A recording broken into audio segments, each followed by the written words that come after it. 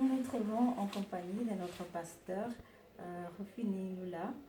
Nous voulons rentrer dans le cœur de notre pasteur. Nous voulons découvrir la pensée d'un pasteur du 21e siècle.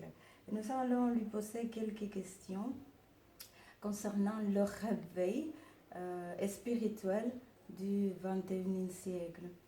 Nous allons commencer par la question. Nous voulons que vous nous parlez de votre vision de l'Église du 21e siècle et précisément l'Église en Belgique. Amen. Bonjour ma sœur. Bonjour, Que Dieu vous bénisse abondamment. Amen. Oui. La vision de l'Église du 21e siècle reste l'Église que Christ a construite, qu'il a mise en place lorsqu'il était sur la terre. C'est-à-dire une Église qui doit aller partout dans le monde pour annoncer la bonne nouvelle.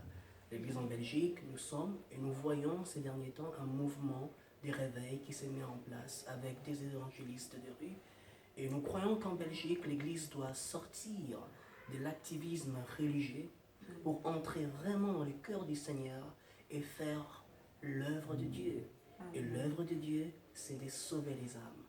Et ça, c'est la vision pour l'Église durant cette saison, 21e siècle, en Belgique, que les âmes soient sauvées. Amen. Nous voulons savoir à quoi vous attendez-vous de la part du Seigneur ces dernières années qui nous restent sur terre, en sachant que la venue imminente de notre Seigneur Jésus-Christ est presque là. Dites-nous à quoi vous attendez-vous. Nous attendons, à quoi je m'attends à un réveil spirituel. Je m'attends à voir des milliers d'âmes être sauvées. Je m'attends de la part du Seigneur une dispensation avec une puissante effusion du Saint-Esprit pour voir des milliers de personnes, notamment en Belgique, dans toute l'Europe, recevoir le Seigneur Jésus-Christ comme Seigneur et Sauveur. Ça, c'est dans mon cœur, ces derniers temps, est en train de battre, chercher de voir la gloire de Dieu qui vient sauver des milliers de personnes. Amen. Oui. En parlant de ça, parlez-nous un petit peu de votre engagement en tant qu'évangéliste, parce qu'à part des pasteurs, vous êtes un évangéliste qui sortait prêcher dans la rue. Je voulais que vous nous parliez pour que ça puisse toucher des autres pasteurs, ça peut vraiment engager des autres pasteurs pour vraiment sortir et faire aussi le travail que Jésus-Christ a fait déjà quand il est venu sur terre. Oui, Paul écrit à Timothée, Paul dit à Timothée, fais l'œuvre d'un évangéliste. Nous sommes pasteurs, nous sommes peut-être prophètes, apôtres, mais en tout, nous sommes appelés à faire l'œuvre d'un évangéliste. Donc nous devons sortir dans la rue, nous devons, quand nous avons l'opportunité au travail, quand nous avons l'opportunité à l'école, de parler du Seigneur Jésus-Christ. Cela ne doit pas se limiter au sein de nos quatre murs, mais nous sommes appelés à sortir, à impacter l'extérieur, car ce sont ces personnes qui sont dehors qui ont besoin de recevoir la vie éternelle. Gloire au Seigneur. Amen. Dans ce même titre, que pensez-vous de ces jeunes qui sortent évangélisés, mais qui n'ont pas aucun titre? Ça veut dire, vous êtes un pasteur, vous avez un titre de pasteur. Oui. Ça veut dire, eux, ils n'ont pas été attitrés pour faire cela. Et est-ce nécessaire cela pour sortir évangéliser? Nous sommes tous fils de Dieu. Avant d'être appelés pasteurs, évangélistes ou prophètes, on est tous fils de Dieu.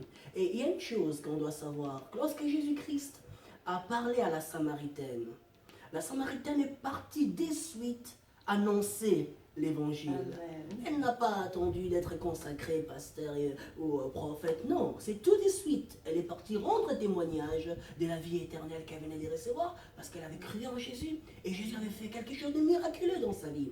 De même, on voit le fou qui avait légion, qui avait plus de 10 000 démons en lui. Lorsque Christ le libère, Christ lui dit, va annoncer ce que j'ai fait pour toi. Ainsi, on n'a pas besoin de titres pour pouvoir annoncer l'évangile. Non, nous sommes tous des évangélistes d'abord. Et nous sommes tous appelés à annoncer l'évangile. Amen. Vous avez entendu, vous n'avez pas besoin de titres pour aller prêcher l'évangile. Vous êtes des évangélistes déjà. Le Seigneur l'a donné comme il a dit à ses disciples. Il a dit, allez. Ça veut dire qu'à ce moment-là, il est déjà attitré les disciples et tous ceux qui allaient venir Exact. pour prêcher l'évangile. Amen. C'est ce que vous voulez nous faire comprendre. Tout à fait, tout à fait. Gloire au Seigneur. On va parler sur l'unité. Oui. On va parler sur l'unité des églises. Mhm. Il y a quelque chose que vous voulez nous raconter sur l'unité, vous voulez nous dire quelque chose sur ça. Qu'est-ce que vous pensez de ça? Qu'est-ce que vous attendez? Déjà, il est triste de voir que dans la chrétienté, il y a plus de 33 000 organisations chrétiennes. Il y a beaucoup de divisions à cause des doctrines. Nous, on croit au Saint-Esprit. Nous, on ne croit pas au Saint-Esprit. Nous, on croit parler en langue. Nous, on ne croit pas parler en langue. Tellement de divisions qui, en gros, n'ont fait que permis à l'œuvre de l'ennemi d'avancer. L'objectif pour nous, l'Église, c'est être unis. Mais être unis derrière quoi? Être unis derrière l'essentiel. Et quel est l'essentiel? L'essentiel, c'est Christ crucifié, ressuscité, afin que les âmes soient sauvées. Et si nous arrivons à nous mettre en accord et à travailler avec le même objectif, sauver les âmes, nous mettons nos désaccords à côté et nous regardons la vision du Seigneur, je crois qu'il y aura un puissant réveil. Amen. Amen. Pour la gloire du Amen. Seigneur. Je sais que vous êtes un peu discret, que vous n'aimez pas parler des choses que vous faites pour Dieu. Mais je sais que dans votre église, vous êtes le pasteur de l'église Assemblée du Christ, Amen. église des nations. Amen. Je sais que vous allez entamer 40 jours des jeunes. Oui, oui. Parlez-nous un petit peu en quel honneur vous faites cela. Et pourquoi pas demander à des autres personnes qui vous unissent à vous dans votre élancé pour ces 40 jours de jeûne. Dites au public, qu'est-ce que vous attendez du Seigneur? Amen. Pour ces 40 jours, nous voulons toucher le cœur du Seigneur par le jeûne et la prière. Vous savez, les gens qui ont changé l'histoire sont des hommes de jeûne et de la prière. Amen. Et c'est par ce moment de jeûne et de prière que de grands mouvements de réveil spirituel se sont mis en place et qu'on a vu des nations être changées, bouleversées. Et nous croyons que pendant ces temps particuliers de jeûne et de prière, que Dieu va nous entendre. Amen. Que les écluses des cieux vont s'ouvrir afin que la Belgique reçoive la visitation de Jésus-Christ. Et nous invitons également les autres pasteurs, les autres communautés locales, les autres églises à venir se joindre à nous pour ces jeûnes de 40 jours qui commencent le 3 mai jusqu'au 11 juin.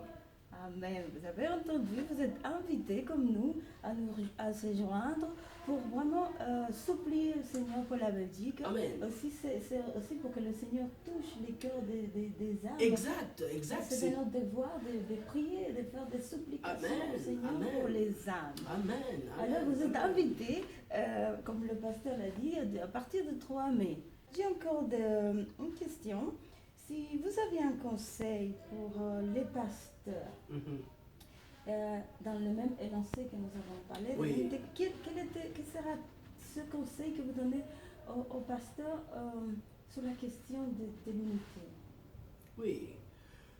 Exactement ce que je dis tantôt, c'est d'essayer de mettre nos différences à côté. Je pense que si on commence à regarder nos points communs, on va très vite se rendre compte qu'on a plus de points communs que de différences. Amen. Et le point commun est que nous sommes tous enfants du même Père, sauvés par la même grâce, sanctifiés par le même sang. Et c'est la même personne qui est morte pour nous à la croix de Golgotha. Considérons la priorité. Quelle est la priorité? Christ, le message de la croix, le message qui nous sauve. Et si nous partons sur cette base pour travailler ensemble, nous croyons absolument que Dieu va faire de grandes choses. Amen. Oui. Une dernière question, pasteur. Quel conseil pouvez-vous donner aux membres des églises? Oui. En sachant que vraiment on est dans les derniers temps et que l'ennemi a sorti vraiment les dernières armes, les plus puissantes contre l'église. Oui. Il y a des membres des églises qui veulent être chrétiens, et qui sont vraiment difficiles à poursuivre, qui sont abattus, qui ont des problèmes, vraiment pour leur remonter leur morale, qu'est-ce que vous pouvez leur conseiller à ces membres des églises? L'apôtre Paul dit, réjouissez-vous. Réjouissez-vous. La vie chrétienne est une vie de réjouissance. Il est vrai qu'il y a beaucoup de combats. Il est vrai qu'il y a des forteresses, parfois des montagnes qui se lèvent. Mais de toujours garder le regard vers Jésus-Christ. Oui, lui qui est notre Seigneur, le consommateur de notre foi, lui qui fait naître la foi. Lorsque le combat arrive, peut-être que vous avez été trahi, peut-être que vous êtes dans une communauté où le pasteur a fait des fautes. C'est un homme. Et beaucoup, je sais qu'aujourd'hui, beaucoup ne vont même plus dans des communautés parce que l'homme de Dieu a fait beaucoup d'erreurs. Et il y a des choses qui se passent. Il y a des membres qui sont dans l'activisme religieux tout simplement sans avoir une réelle passion qui est là. Pourquoi? Parce que le feu s'est éteint. Mais le conseil, c'est de tourner les regards vers le Seigneur Jésus-Christ. Lorsqu'on regarde ces problèmes, le problème commence à grossir. Mais lorsqu'on regarde à celui qui a vaincu toutes choses, chaque situation commence à rétrécir jusqu'à disparaître parce qu'on a les yeux fixés vers l'Éternel des armées. Tournez votre regard vers Jésus-Christ. Persévérez dans la prière. Persévérez dans les jeûnes. Persévérez dans la méditation de la parole de Dieu. Restez ferme dans votre foi. Ne vous laissez pas abattre par les situations de la vie quotidienne. Et une grande récompense est pour vous, la récompense de la vie éternelle. Et en ces jours-là, le Seigneur te dira, viens, fidèle servante, fidèle serviteur, car tu as persévéré jusqu'au bout. Que Dieu vous bénisse abondamment. Merci, pasteur. Je vous en prie. Pour nous, c'était vraiment un plaisir de nous avoir parmi nous.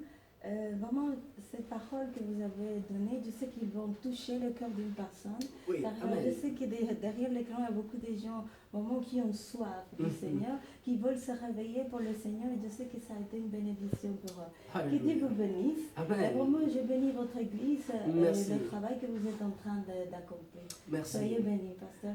Soyez bénis abondamment, ma sœur. Soyez bénis.